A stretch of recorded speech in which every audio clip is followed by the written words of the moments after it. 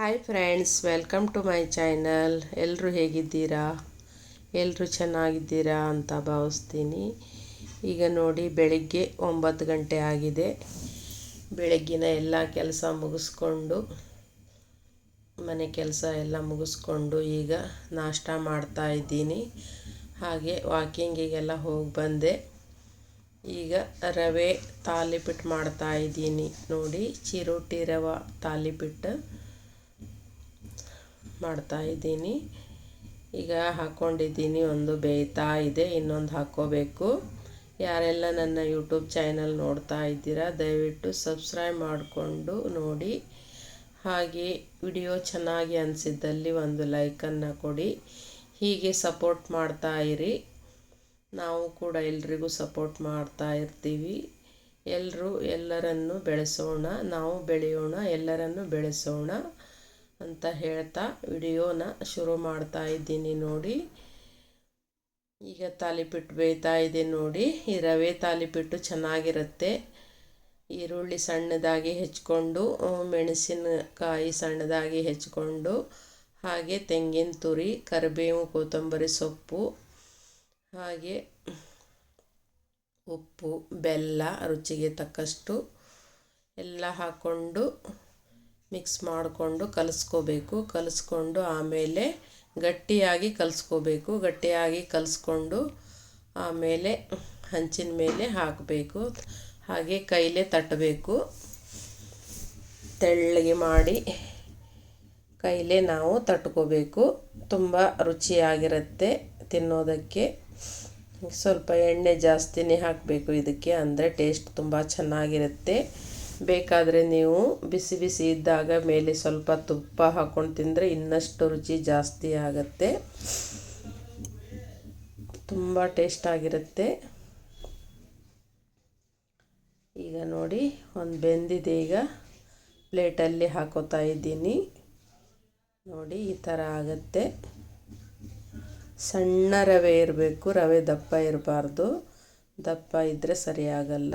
ಸಣ್ಣ ರವೆ ಆದರೆ ಒಂದು ಸ್ವಲ್ಪ ಒಂದು 10 ನಿಮಿಷ ನೆನೆಸಿ ಕಲಿಸ್ಕೊಂಡು ಇಟ್ಕೊಂಡು ಆಮೇಲೆ ನಾವು ಮಾಡ್ಕೋಬೇಕು.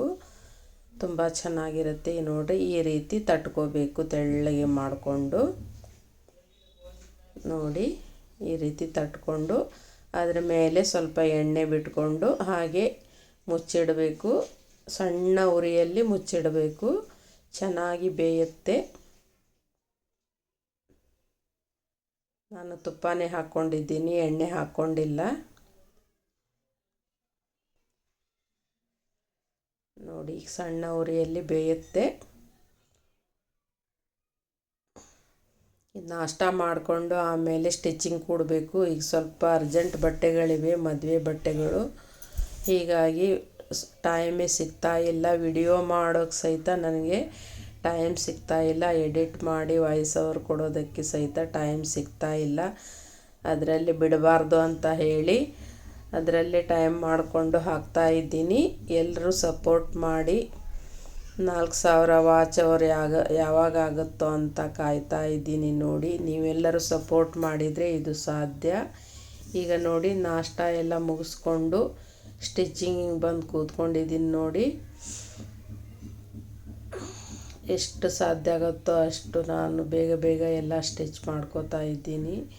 ಯಾಕಂದರೆ ಎಲ್ಲನೂ ನಾನೇ ಮಾಡ್ಕೋಬೇಕು. ಅಡುಗೆ, ಮನೆ ಕೆಲಸ ಪ್ರತಿಯೊಂದನ್ನು ನಾನೇ ಮಾಡ್ಕೋಬೇಕು. ಹೊರಗಡೆ ಹೋಗಿ ತರೋದು, ಸ್ಟಿಚಿಂಗ್ ಮಾಡೋದು, ಆಮೇಲೆ ಕಟಿಂಗ್ ಮಾಡೋದು, ಆಮೇಲೆ ಹೆಮ್ಮಿಂಗ್ ಮಾಡೋದು, ಪ್ರತಿಯೊಂದನ್ನು ಕಸ್ಟಮರ್ ಬಂದಾಗ ಅವ್ರ ಜೊತೆ ಮಾತಾಡಿಸಿ ಅವ್ರ ಬಟ್ಟೆ ತೊಗೊಳ್ಳೋದು, ಪ್ರತಿಯೊಂದನ್ನು ಒಬ್ಬರೇ ಮಾಡೋದಂದರೆ ತುಂಬಾ ಕಷ್ಟ ಆಗುತ್ತೆ. ಪ್ರತಿಯೊಂದನ್ನು ಮಾಡಬೇಕಂದ್ರೆ ನಮ್ಮ ಟೇಲ್ರಿಂಗ್ ಅಂದರೆ ಯಾವ ಥರ ಅಂದರೆ, ನಾವು ಬರೀ ಟೇಲ್ರಿಂಗಲ್ಲೇ ಗಮನ ಇರಬೇಕು ನಮ್ಮದು. ಆ ಥರ ಇರಬೇಕು. ಅಂದಾಗ ನಮಗೆ ಚೆನ್ನಾಗಿರುತ್ತೆ. ಎಲ್ಲ ಕಡೆಯೂ ಲಕ್ಷ್ಯ ಕೊಡಬೇಕಂದ್ರೆ ತುಂಬಾ ಕಷ್ಟ ಆಗುತ್ತೆ. ಒಂದೊಂದು ಸಲ ತುಂಬ ಬೇಜಾರಾಗುತ್ತೆ. ಬಟ್ಟೆ ಜಾಸ್ತಿ ಬಂದಾಗ ಯಾವ ಕಡೆ ಮಾಡಬೇಕಂತಾನೆ ಗೊತ್ತಾಗ್ತಾ ಇಲ್ಲ. ಅದರಲ್ಲಿ ನಾವು ಟೈಮ್ ವೇಸ್ಟ್ ಮಾಡ್ದೇನೆ ರಾತ್ರಿ ಸ್ವಲ್ಪ ಹೊತ್ತು ಕೂಡ್ತೀನಿ ನಾನು. ಹಾಗೆ ಬೆಳಿಗ್ಗೆ ಬೇಗ ಎದ್ದು ಕೂತ್ಬಿಡ್ತೀನಿ. ಇವತ್ತು ನೋಡಿ ನಾನು ಬೇಗ ಕೆಲಸ ಮುಗಿಸ್ಕೊಂಡು ಬಂದು ಕೂತಿದ್ದೀನಿ. ಎಷ್ಟಾಗುತ್ತೋ ಗೊತ್ತಿಲ್ಲ, ಅಷ್ಟು ಸ್ಟಿಚ್ ಮಾಡ್ತೀನಿ. ಜಾಸ್ತಿ ಹೊಲಿಯೋಕ್ಕೂ ಆಗಲ್ಲ, ಸುಸ್ತಾಗತ್ತೆ. ಹಾಗೆ ಕೈಕಾಲು ನೋವೆಲ್ಲ ಶುರು ಆಗುತ್ತೆ ಜಾಸ್ತಿ ಹೊಲಿದ್ರೆ. ಇಲ್ಲಿ ಇದ್ದಾಗ ನಾವು ದುಡ್ಕೋಬೇಕು, ಇಲ್ಲದೇ ಇದ್ದಾಗ ನಾವು ಖಾಲಿ ಕೂತಿರ್ತೀವಿ. ಅದರ ಬದಲು ಇದ್ದಾಗ ನಾವು ಕಸ್ಟಮರ್ಗೆ ಕರೆಕ್ಟ್ ಟೈಮಿಗೆ ಕೊಟ್ಟರು ಮತ್ತೆ ಅವರು ಬರ್ತಾರೆ. ಆ ಕಾರಣಕ್ಕಾಗಿ ನಾನು ಎಷ್ಟೇ ಅರ್ಜೆಂಟ್ ಇದ್ದರೂ ಕೂಡ ಬಟ್ಟೆ ತೊಗೋತೀನಿ, ಬಿಡಲ್ಲ. ಎಷ್ಟೇ ನಮ್ಮ ಕಷ್ಟ ಆದರೂ ಸ್ಟಿಚ್ ಮಾಡಿ ಕೊಡ್ತೀನಿ. ಯಾಕಂದರೆ ನಮಗೆ ಕಸ್ಟಮರ್ ತುಂಬ ಮುಖ್ಯ. ಕಸ್ಟಮರ್ ಇಲ್ಲ ಅಂದರೆ ನಮಗೆ ಸ್ಟಿಚ್ಚಿಂಗ್ ಇರೋಲ್ಲ. ಕಸ್ಟಮರ್ನ ನಾವು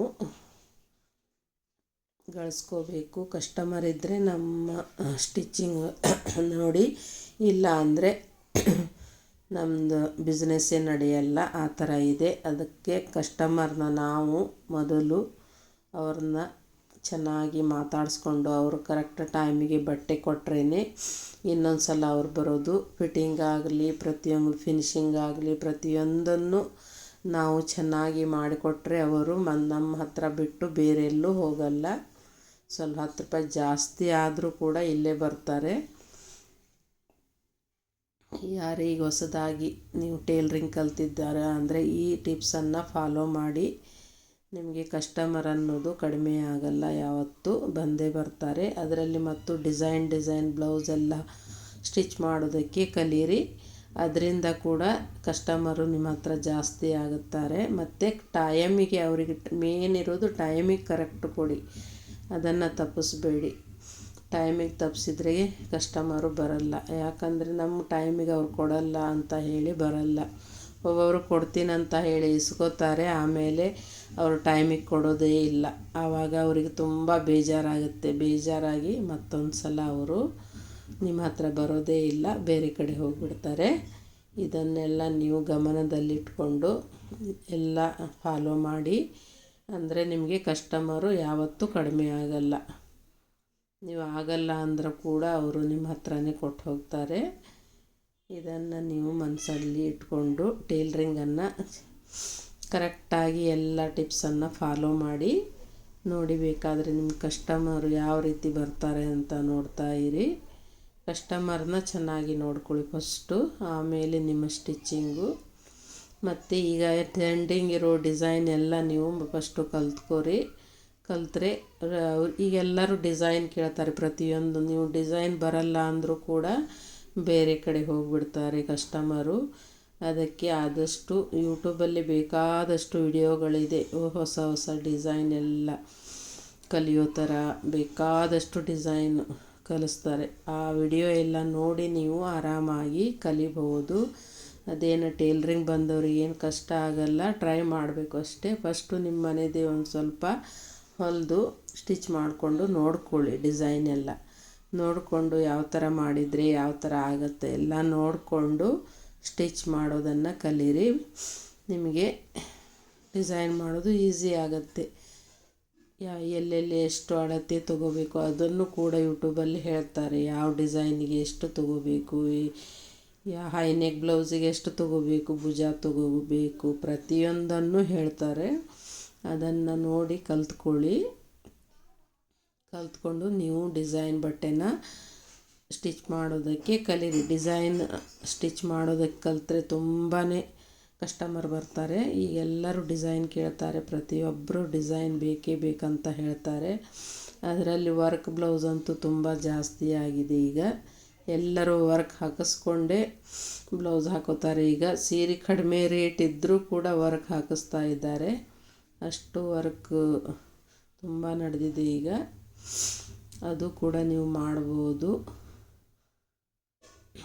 ಎಲ್ಲನೂ ಕಲ್ತ್ಕೊಂಡಿದ್ರೆ ಒಂದಲ್ಲ ಒಂದು ಯೂಸ್ ಆಗೇ ಆಗುತ್ತೆ. ಯಾವುದಾದ್ರೂ ಒಂದಾದರೂ ಕೈ ಹಿಡಿಯುತ್ತೆ. ಟೇಲ್ರಿಂಗು, ವರ್ಕು, ಆ ಥರ ಡಿಸೈನು ಎಲ್ಲನೂ ಕಲ್ತಿದ್ರೆ ತುಂಬಾ ಒಳ್ಳೆಯದು. ಒಂದು ಇದರಿಂದಾದರೂ ನಿಮ್ಮ ಬಿಸ್ನೆಸ್ ನಡೆಯುತ್ತೆ. ಇದು ಮಾತ್ರ ಪಕ್ಕಾ. ಇದು ಎಲ್ಲನೂ ಕಲೀರಿ, ವೇಸ್ಟ್ ಆಗಲ್ಲ. ಎಲ್ಲನೂ ಕಲಿತ್ರೆ ಒಳ್ಳೆಯದು. ಒಂದರಿಂದ ಇನ್ನೊಂದು ಕಸ್ಟಮರ್ ಬಂದೇ ಬರ್ತಾರೆ. ಅದರಲ್ಲಿ ಮತ್ತೆ ಬೇಕಾದಷ್ಟು ನೀವು ಸ್ವಂತ ಬಿಸ್ನೆಸ್ ಕೂಡ ಅದರಲ್ಲಿ ಮಾಡ್ಕೋಬೋದು. ಐಟಮ್ ಎಲ್ಲ ತಂದು ನೀವು ಸೇಲ್ ಮಾಡ್ಬೋದು. ಒಂದರಿಂದ ಒಂದು ಕಸ್ಟಮರ್ ಬಂದೇ ಬರ್ತಾರೆ. ಚೆನ್ನಾಗಿ ಮೊದಲು ಸ್ಟಿಚ್ ಮಾಡೋದನ್ನು ಕಲೀರಿ. ಫಿನಿಶಿಂಗು ತುಂಬಾ ಮುಖ್ಯ. ಬ್ಲೌಸಲ್ಲಿ ಪ್ರತಿಯೊಂದಲ್ಲೂ ಕೂಡ ಫಿನಿಶಿಂಗ್ ಬೇಕೇ ಬೇಕು. ಫಿನಿಶಿಂಗ್ ಇಲ್ಲ ಅಂದರೆ ಕಸ್ಟಮರು ಬರೋದೇ ಇಲ್ಲ. ಫಿನಿಶಿಂಗ್ ಚೆನ್ನಾಗಿದ್ದರೆ ಮತ್ತೊಮ್ಮೆ ಬಂದೇ ಬರ್ತಾರೆ. ಇದನ್ನೆಲ್ಲ ಟಿಪ್ಸ್ ಫಾಲೋ ಮಾಡಿ ದಯವಿಟ್ಟು. ನಾವು ಎಷ್ಟು ಹೊಸ ಹೊಸ ಡಿಸೈನ್ ಎಲ್ಲ ಕಲಿತೀವೋ ಅಷ್ಟು ತುಂಬ ಉಪಯೋಗ ಇದೆ ಇದರಲ್ಲಿ. ನಾವು ಕಲಿತಾ ಹೋದಷ್ಟು ಇನ್ನಷ್ಟು ಕಲಿಯೋದು ತುಂಬ ಇದೆ. ಟೇಲರಿಂಗಲ್ಲಿ ಮಾತ್ರ ಕಲಿಯೋದು ಮುಗಿಯೋದೇ ಇಲ್ಲ. ಕಾಲಕ್ಕೆ ತಕ್ಕಂತೆ ನಾವು ಎಲ್ಲನೂ ಕಲಿಬೇಕಾಗತ್ತೆ ಪ್ರತಿಯೊಂದನ್ನು. ಈಗ ಇರೋ ಡಿಸೈನು ಇನ್ನೊಂದು ಸ್ವಲ್ಪ ದಿನ ಬಿಟ್ಟರೆ ಆ ಡಿಸೈನ್ ಇರಲ್ಲ, ಇನ್ನೊಂದು ಬಂದಿರುತ್ತೆ. ಅದು ನಾವು ಕಲಿಬೇಕಾಗತ್ತೆ. ನಾವು ಇದರಲ್ಲಿ ಕಲಿತಾನೇ ಹೋಗಬೇಕು. ನಾವು ಎಷ್ಟು ಕಲ್ತ್ರೂ ಕಡಿಮೆನೇ ಟೇಲರಿಂಗಲ್ಲಿ ಮಾತ್ರ. ಹೊಸ ಹೊಸ ಡಿಸೈನ್ ಕಲಿತಾನೇ ಹೋಗಬೇಕು. ಕಲಿತಷ್ಟು ನಮ್ಮ ಬಿಸ್ನೆಸ್ಸು ಇಂಪ್ರೂವ್ಮೆಂಟ್ ಆಗುತ್ತೆ. ಎಲ್ಲ ಹೊಸ ಹೊಸ ಡಿಸೈನ್ ಕೇಳ್ತಾರೆ ಜನ.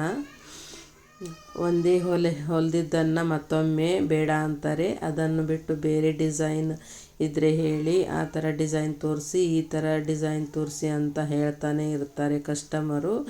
ಅವರಿಗೆ ಮನಸ್ಸಿಗೆ ಹೋಗುವ ಥರ ಡಿಸೈನನ್ನು ನಾವು ಮಾಡಿ ತೋರಿಸ್ಬೇಕಾಗತ್ತೆ. ಆ ಥರ ಇದ್ದಾಗ ಕಸ್ಟಮರು ಎಲ್ಲೇ ಇದ್ದರೂ ಕೂಡ ಬಂದೇ ಬರ್ತಾರೆ. ಎಷ್ಟೇ ದೂರ ಇರಲಿ ಅವರು ನಿಮ್ಮ ಹತ್ರ ಬಂದೇ ಬರ್ತಾರೆ. ಮೊದಲು ನಮ್ಮ ಸ್ಟಿಚ್ಚಿಂಗ್ ನೋಡ್ತಾರೆ ಅವರು. ಸ್ಟಿಚ್ಚಿಂಗ್ ಚೆನ್ನಾಗಿದ್ದರೆ ಬಂದೇ ಬರ್ತಾರೆ. ಈ ವಿಡಿಯೋ ನಿಮಗೆ ಹೇಗೆ ಅನಿಸ್ತು ಕಮೆಂಟ್ ಮಾಡಿ.